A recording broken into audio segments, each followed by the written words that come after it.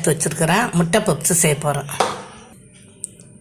இதுக்கு உப்பு போட்டுக்கிறேன் கொஞ்சமாக. வெறும் தண்ணி ஊற்றி பிசைய போகிறேன். இதில் கொஞ்சமாக எண்ணெய் ஊற்றி அப்படியே தடவி அமுக்கி வச்சு ஒரு 10 நிமிஷம் மூடி வச்சிடலாம். அடுத்து வெங்காயம் கட் பண்ணி வச்சுட்டேன். இப்போ இதை செய்ய போகிறேன். இந்த பப்ஸுக்கு வெங்காயம் மசாலா செய்யறதுக்கு பெரிய வெங்காயம் 3 கட் பண்ணி நைஸாக கட் பண்ணி வச்சுருக்கேன். 6 முட்டை வேக வச்சு கட் பண்ணி வச்சுருக்கேன். தக்காளி சாஸு 1.5 ஸ்பூன் எடுத்து வச்சுருக்கேன்.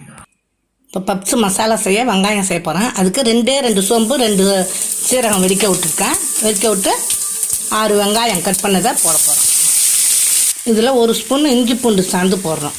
இதில் 3/4 ஸ்பூனு சில்லித்தூள், ஒரு 1/4 ஸ்பூனு கொஞ்சம் கூட கரம் மசாலா, கொஞ்சம் மஞ்சள் பொடி, கொஞ்சம் உப்பு,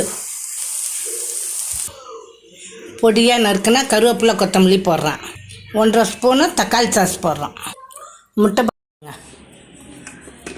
பாதி இப்படி பாதி போட்டிருக்கேன். இதை திருப்பி இப்படி போடணும்.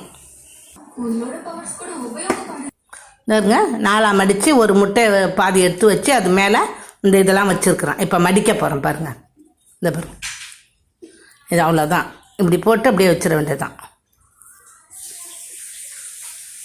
அவ்வளோதான். எண்ணெய் காஞ்சிட்டு நான் இப்போ அதில் போட போகிறேன். பப்ஸ் போட போகிறேன். நான் 4 டேபிள் ஸ்பூன் எண்ணெய் ஊற்றிருக்கிறேன். அங்கே பாருங்கள்,